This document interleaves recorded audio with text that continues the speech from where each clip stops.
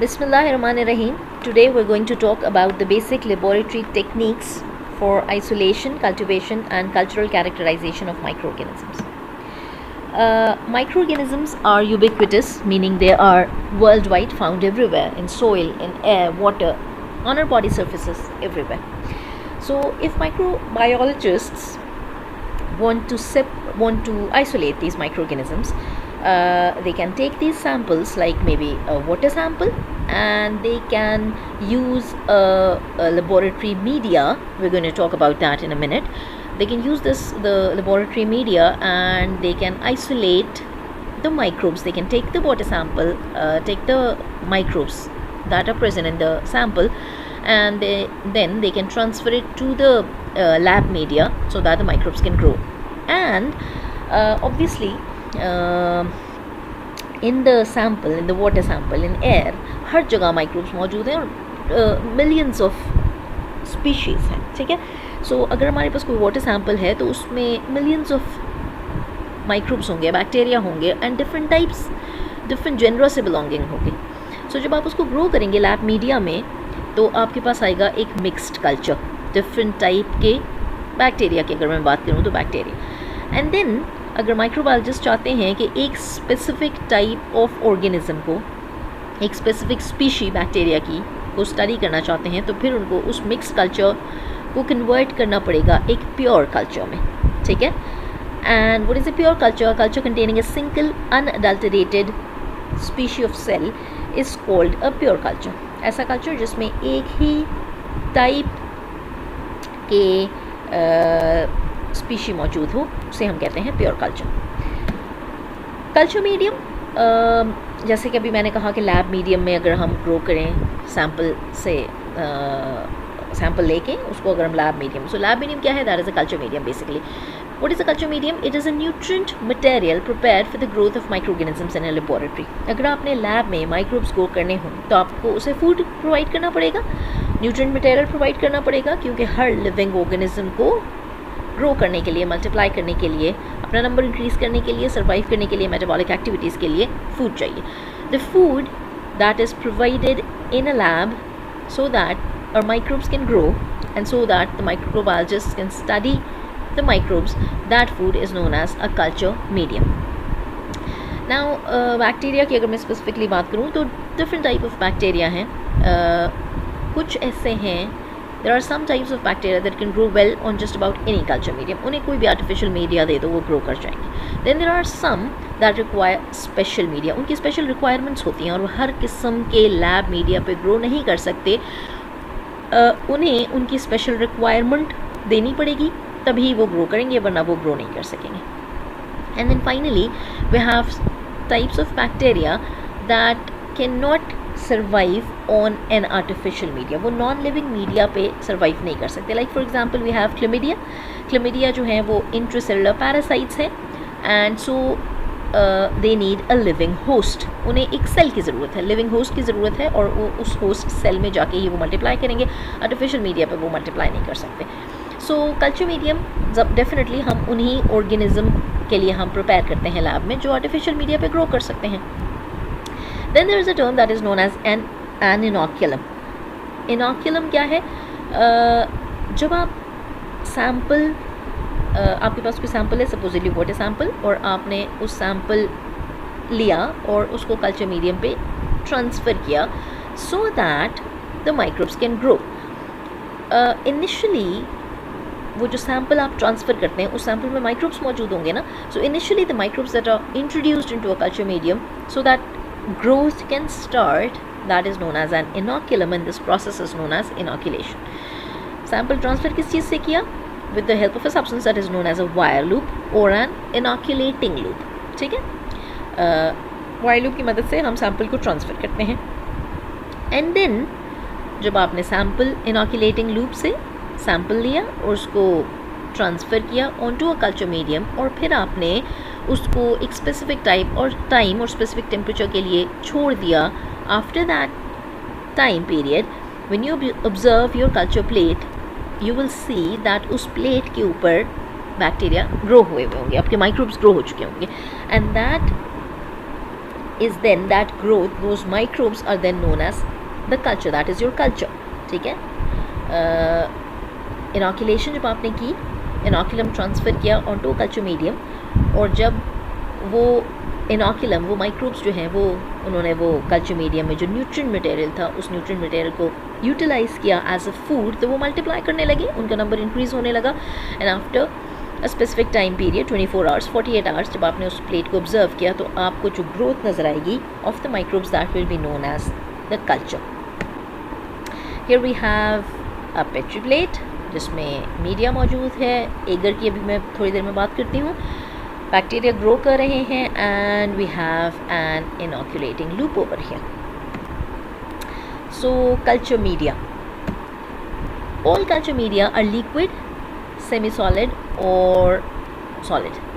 Culture media ज़ाहिर है liquid form में होगा या सेमी सॉलिड फॉर्म में या सॉलिड फॉर्म में। When the culture media is in a liquid form that is known as a broth medium. So obviously ऐसा मीडिया जिसमें सॉलिडिफाइंग एजेंट ना हो तो वो लिक्विड फॉर्म में ही होगा, and that is known as a broth medium. Broth medium is useful for cultivating high number of bacterial cells in a small volume of medium. हम ब्रॉथ मीडिया क्यों use करते हैं? जब आपको large number of bacterial cells grow कराने in a small volume of medium तो हम broth media use कर सकते हैं। हम सॉलिड मीडिया क्यों नहीं यूज़ कर सकते? बिकॉज जब आप सॉलिड मीडिया के ऊपर large number of bacteria grow करेंगे तो अगले दिन आप उसको तो मकसद कोई नहीं रहेगा, because the next day when you will observe your petri plate there will be इतने ज़्यादा ग्रोथ हुई होगी कि you will not be able to count them. Count तो नहीं कर सकेंगे आप उसको सॉलिड मीडिया के ऊपर, क्योंकि वो जो सारी ग्रोथ होगी, वो जो कॉलोनीज ग्रो हुई होंगी बैक्टीरिया की, वो तो एक जेल बन जाएगा उसका, ठीक है। And you won't be able to count them, you won't be able to identify the colonies. तो जो सॉलिड मीडिया का मकसद है वो तो ख़त्म हो जाएगा। In case of liquid media, अगर आपके पास स्मॉल वॉल्यूम ऑफ मीडिया हो और आपने large number of bacterial cell grow करने हो तो still they are countable, because आप स्पेक्ट्रोफोटोमीटर यूज़ कर सकते हैं। स्पेक्ट्रोफोटोमीटर पे टर्बिडिटी मेजर हो सकती है, जितनी ज़्यादा ग्रोथ आएगी उतना ज़्यादा टर्बिड होगा, आपको स्पेक्ट्रोफोटोमीटर पे रीडिंग मिल जाएगी। सो आप उसको एस्टिमेशन उसकी कर सकते हैं। So when you require to cultivate high number of bacterial cell in a small volume of medium you use a broth medium, ठीक। काउंटिंग ईजी है, ऐसे कर सकते हैं आप उसका। सो सॉलिड मीडिया क्या होता है? When in this broth medium if you add a solidifying agent, जब आप उसमें कोई सॉलिडिफाइंग एजेंट यूज़ कर लोगे, ऐड कर लोगे तो सॉलिडिफाई हो जाएगा, तो आपका ब्रॉथ मीडियम कन्वर्ट हो जाएगा सॉलिड मीडिया में या सेमी सॉलिड मीडिया में। कम्प्लीटली सॉलिड होगा जब आप सॉलिडिफाइंग एजेंट जो है, agar is what? Agar is a solidifying agent. This agar is a solidifying agent, and if you add around 1.5 to 1.8% of agar, that will convert your media into a completely solid media. And in case of if a concentration of less than 1% is used, then that is known as a semi-solid medium. So solid media presents a hardened surface, obviously, क्योंकि solid है तो वो surface जो है वो petri plate के ऊपर culture media की सॉलिड होगी, हार्ड होगी, ठीक है। अगर आपको डिस्क्रीट कॉलोनीज चाहिए, if you want to observe the colonies, if you want to observe the colonial characters, shiny colonies हैं, ओपेक हैं, स्मूथ एजेस हैं, रफ एजेस हैं, कलर क्या है, if you want to observe the colonial characters you will need discrete colonies, आपको अलग अलग colonies चाहिए। in such case we use a solid medium, agar concentration of 1.5 to 1.8%, and if you are using an agar concentration of less than 1% then it will result in a semi-solid media, and semi-solid media में we can check the cell's ability to grow at low oxygen levels, and also we can check the species motility हम check कर सकते हैं बड़े आराम से। Semi solid media में वो ग्रो करेगा, सॉलिड मीडिया पे तो नहीं मूव कर सकता ना, मूव करेगा सॉलिड मीडिया पे तो मूव नहीं कर सकेगा, वो तो ऑलरेडी सॉलिड है। तो सेमी सॉलिड मीडिया हम यूज़ करते हैं जब हमें मोटिलिटी चेक करनी हो कि हमारा माइक्रोब मोटाइल है या non motile. Okay, agar, what is agar? Agar is a solidifying agent. Agar कहाँ से मिलता है हमें? It is an extract of seaweed, marine algae का एक्सट्रैक्ट है। कॉम्प्लेक्स कार्बोहाइड्रेट है composed of galactose and it is without a nutritional value. हम agar को as a nutritional value add नहीं करते अपने कल्चर मीडिया में, हम एगर को सिर्फ और सिर्फ as a solidifying agent use करते हैं। लाइक फॉर एग्जांपल, जब हम घरों में सूप बनाते हैं तो हम उसमें कॉर्नफ्लावर ऐड करते हैं, not for nutritional value. Nutritional value के लिए आपने अपने सूप में सब कुछ ऐड किया हुआ होता है। You use the cornflour for solidification, ताकि आपका वो जो सूप है वो थोड़ा सा सॉलिडिफाई हो सके, लिक्विड से सेमी सॉलिड फॉर्म में कन्वर्ट हो सके। या फिर जब आप कस्टर्ड बनाते हैं, you add custard powder for solidification. इसी तरह लैब में सॉलिडिफिकेशन के लिए, लिक्विड मीडिया को सॉलिडिफाई करने के लिए हम एक सॉलिडिफाइंग एजेंट जो यूज़ करते हैं, that is known as an agar and it is obtained from a marine algae. Okay, so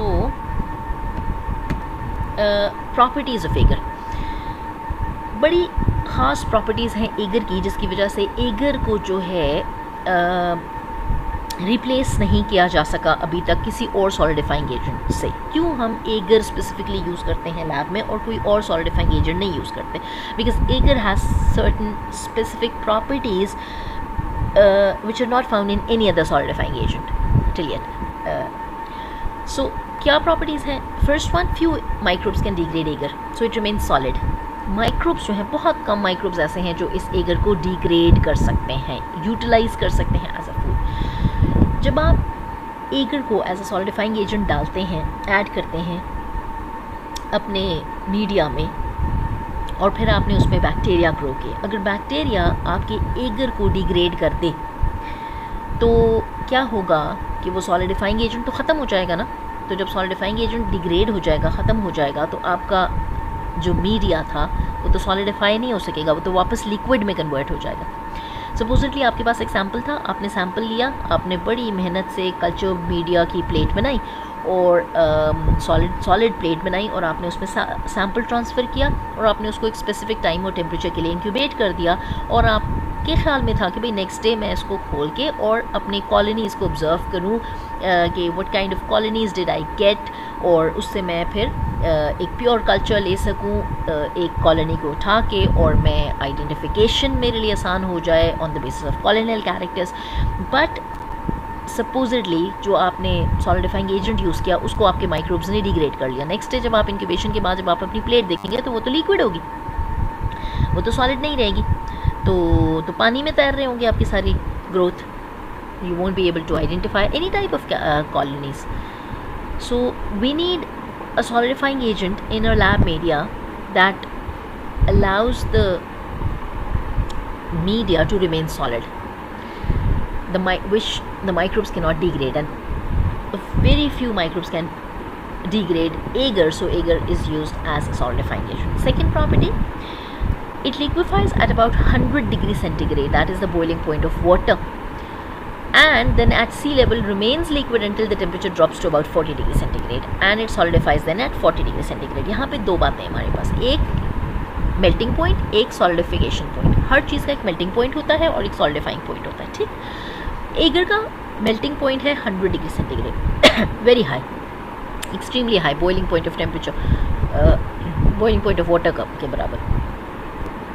so eager जो है वो मेल्ट होता है, यानी एक दफ़ा आपने सॉलिड मीडिया बना लिया, फिर वो लिक्विड में कन्वर्ट होगा कब? जब टेम्परेचर 100 डिग्री सेंटीग्रेड पे पहुंचेगा। नाउ सपोजिटली आप ग्रो करना चाहते हैं thermophiles, heat loving bacteria. Heat loving bacteria high temperature पसंद करते हैं, उनको हमें इंक्यूबेट करना पड़ता है हाई टेम्परेचर पे, above 40, 60 and even up to 80। सो आपने थर्मोफाइल्स, आपके पास सैम्पल था, आपके पास थर्मोफिलिक ऑर्गेनिजम्स थे, आपने ट्रांसफ़र किए अपने प्लेट के ऊपर, आपने उसको इंक्यूबेट कर दिया। ऑब्वियसली क्योंकि थर्मोफाइल्स थे, हीट लविंग थे, तो आपको हाई टेम्परेचर देना पड़ा, supposedly 80 degree centigrade, 60 degree centigrade normally, या फिर इवन 80 डिग्री सेंटीग्रेड पे भी थर्मोफाइल्स पाए जाते हैं, एक्सट्रीमोफाइल्स। सो आपने उसको हाई टेम्परेचर दे दिया। अगर आपका एगर जो है सपोजिटली ऐसा होता कि हमारा एगर का मेल्टिंग पॉइंट होता 50 डिग्रीज, सपोजिटली कह रही हूँ 50 डिग्रीज पे हमारा एगर मेल्ट हो जाता, तो आप थर्मोफाइल्स कैसे ग्रो करते? आप सैंपल लेते, थर्मोफाइल्स ट्रांसफ़र करते पेट्री प्लेट में, इंक्यूबेट कर देते 60 डिग्री सेंटीग्रेड पे। नेक्स्ट डे जब आप प्लेट खोलते तो वो तो पानी पानी होती, बिकॉज सॉलिडिफाइंग एजेंट तो लिक्विड हो चुका होता, मेल्ट हो चुका होता, तो 50 डिग्री सेंटीग्रेड उसका मेल्टिंग पॉइंट अगर था सपोजिटली, तो वो तो मेल्ट होता, आपको तो प्लेट सारी पानी मिलती। सॉलिड एज मीडिया तो ना मिलता ना आपको, फिर अगेन आप अपनी कॉलोनियल कैरेक्टर्स नहीं आइडेंटिफाई कर सकते, उसका कोई फ़ायदा भी ना होता। सो हमारा जो एगर है उसका मेल्टिंग पॉइंट एक्सट्रीमली हाई है, 100 degree centigrade.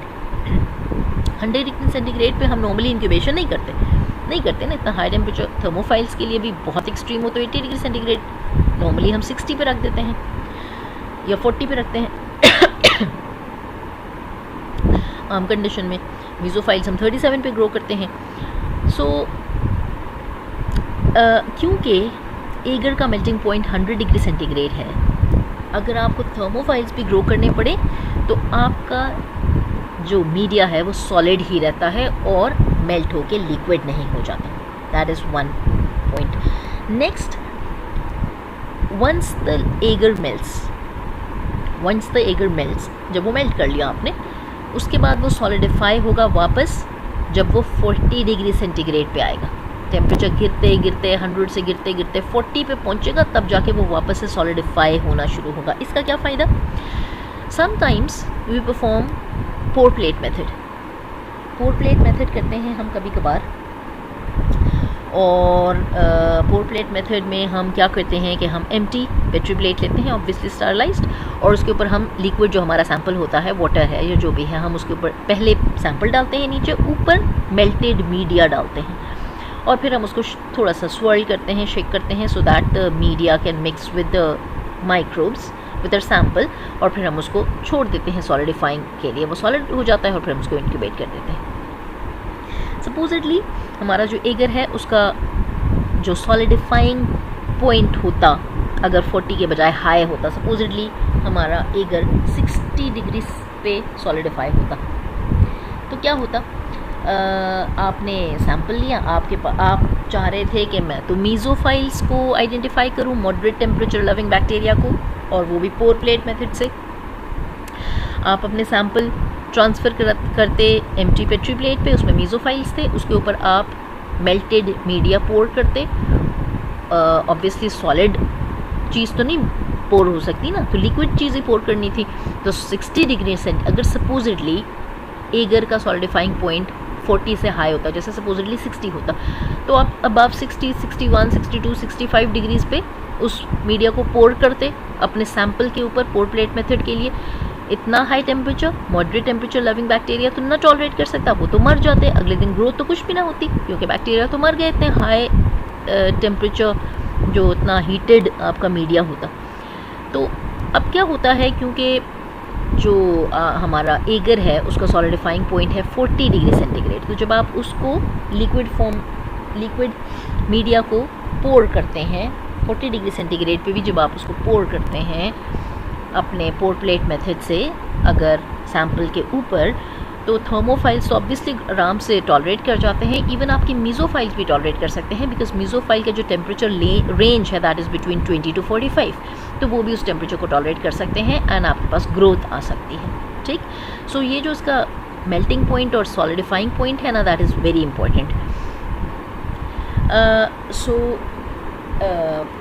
For thermophilic bacteria and even for pathogens, for mesophilic pathogens, these are very important properties. This is a very important property of agar. Agar media are usually contained in test tubes or in petri dishes. या हम test tube में डालते हैं या petri plates में डालते हैं। Test tubes are called slants or they may be called as deep tubes. Here we have a picture of the slant tube and this is a deep tube. आपने liquid media पोर किया और आपने इस test tube को फिर एक angle पे solidify होने दिया, तो आपके पास ये इस तरह से एक बड़ा सा सरफेस एरिया आया, this is known as a slant, agar slant, और इसके ऊपर आप आराम से, क्योंकि सरफेस एरिया बहुत बड़ा है, तो आप इसके ऊपर आराम से स्ट्रीक कर सकते हैं अपना सैंपल अगर आपने लिक्विड अगर आपने टेस्ट ट्यूब यूज़ करनी है। डीप ट्यूब जब हम वर्टिकली इसको सॉलिडिफाई करने के लिए छोड़ देते हैं तो अब आपके पास यहाँ पर छोटा सा सरफेस एरिया है, ठीक। बट डीप ट्यूब हम क्या यूज़ करते हैं जब आप ये चाहते हैं कि ग्रोथ जो है वो बॉटम पे आए। अगर आपको बॉटम में ग्रोथ करनी है तो आप वायर लूप, ये दिस इज़ अ नीडल, ठीक, दिस इज़ अ नीडल। ये नीडल से हम सैंपल ट्रांसफ़र करते हैं और इधर बॉटम में ले जाते हैं उसको, ठीक है। बॉटम में हम क्यों चाहते हैं कि ग्रोथ आए, like in case of anaerobes, अगर आपने एनारोबिक बैक्टीरिया को स्टोर करना है तो आप बॉटम में चाहेंगे ना, ताकि एयर से दूर हो, या फिर ऑक्सीजन रिक्वायरमेंट अगर आपने टेस्ट करनी है किसी ऑर्गेनिज्म की तो आप बॉटम पे ग्रोथ करेंगे, तो हम डीप ट्यूब यूज़ कर सकते हैं in such cases. So test tubes are called slants when the contents are allowed to solidify with the tube held at an angle so that a large surface area for growth is available. When the agar solidifies in a vertical tube, it is called a deep. Vertically जब आप उसको solidify होने के लिए छोड़ देते हैं तो डीप ट्यूब कहलाती है। पेट्री प्लेट्स या petri dishes, when this is empty it is known as a petri dish and that is named after its inventor. इसका जो इन्वेंटर था उसका नाम था पेट्री, सो उसने अपने नाम पे उसका नाम रख दिया पेट्री डिश। जब ये एम्प्टी होती है तो उसको पेट्री डिश कहते हैं, और जब इसमें मीडिया मौजूद हो तो हम इसको पेट्री प्लेट कहते हैं या फिर कल्चर प्लेट कहते हैं, ठीक। लिड होती है इसके ऊपर ऑब्वियसली ताकि कंटामिनेशन से प्रिवेंट हो सके। ट्रांसफ़र इंस्ट्रूमेंट्स, ट्रांसफरिंग कैसे होती है, अगर आपने सैंपल को ट्रांसफ़र करना है या एक प्लेट से दूसरी प्लेट में ट्रांसफ़र करना है अपना culture. Subculturing, microorganisms transferred from one vessel to another or from stock cultures to various media for maintenance and studies is called as subculturing. Subculturing must be carried out obviously under aseptic conditions. Aseptic conditions पे करना बहुत ज़रूरी है वरना contamination हो जाएगी। Subculturing हो सकती है वायर लूप की मदद से। Here we have the wire loop, right? Wire loop की मदद से आप ट्रांसफ़र कर सकते हैं और by the help of needle, जैसे कि मैंने कहा था कि हम डीप ट्यूब में नीडल से ट्रांसफरिंग कर सकते हैं। Subculturing can also be done by the help of a pipette. Pipette is another instrument used for aseptic transfers. Micropipette with a disposable single use plastic tip. Here we have the plastic tip. Here we have the plastic tip. And it is used for transferring small volumes of liquid less than 1 ml. This is the tip ejector. एक दफ़ा आपने tip use कर दी, उसको eject out कर दें, उसके बाद दूसरी दोबारा से टिप जो है वो स्टरलाइज टिप इसके ऊपर लगा लें। और here we have the volume display, कितना चाहिए, लेस देन 1 ml अगर करना है या whatever, ठीक है। पुश बटन है सैंपल लेने के लिए। Then we have cultivation chambers. आपने सैंपल लिया, चाहे वायर लूप की मदद से लिया, चाहे माइक्रोपाइपेट की मदद से लिया, आपने सैंपल लिया और सैंपल को ट्रांसफ़र कर दिया, चाहे आपने पेट्री प्लेट पे किया, चाहे टेस्ट ट्यूब में किया, डीप ट्यूब में, स्लांट ट्यूब में, व्हाटएवर, ठीक। बट उसके बाद आपको वो जो सैंपल आपने ट्रांसफ़र किया था, इनोकुलम ट्रांसफ़र किया था, उसको ग्रो करना है। और ग्रो करने के लिए स्पेसिफिक टेम्परेचर पे स्पेसिफिक टाइम पीरियड के लिए आपको अलाउ करना पड़ेगा कि ये माइक्रोब्स अब मल्टीप्लाई करें। फिर that we have cultivation chambers. Like one such cultivation chamber is called an incubator. Incubator is used to maintain optimum temperature during the necessary growth period. जितना भी necessary growth period है, different microbes, different bacteria का growth period different है। जैसे कि E. coli है 20 minutes doubling period है इसका, कुछ बैक्टीरिया हैं 1 hour, 2 hour, 4 hours, whatever, ठीक है। एंड इसी तरह optimum temperature different है।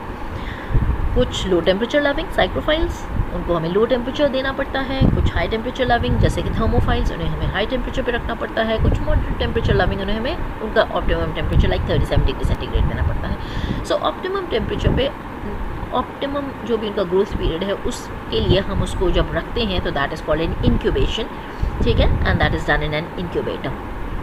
Incubator resembles an oven.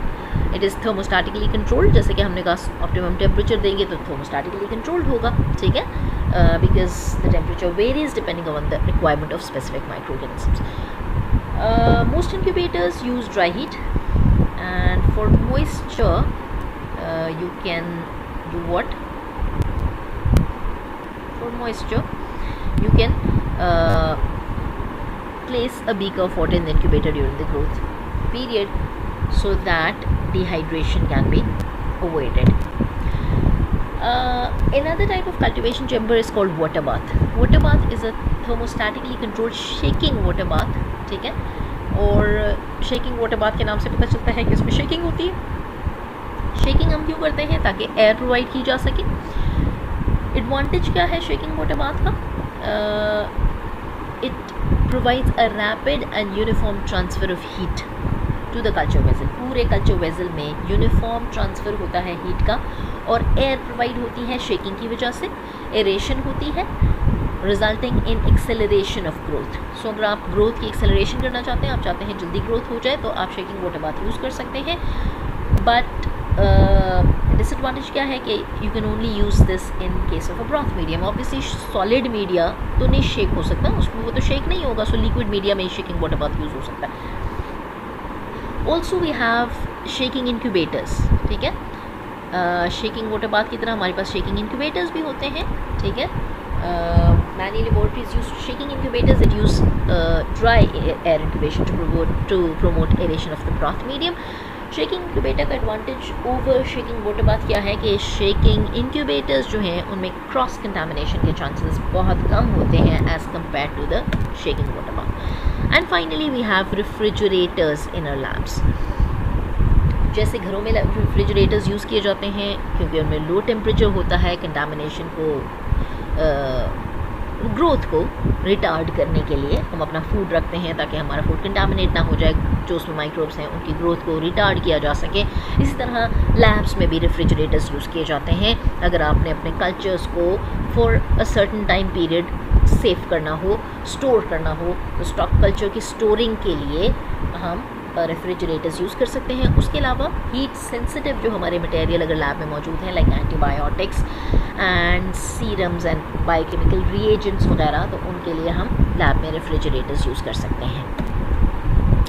Thank you so much.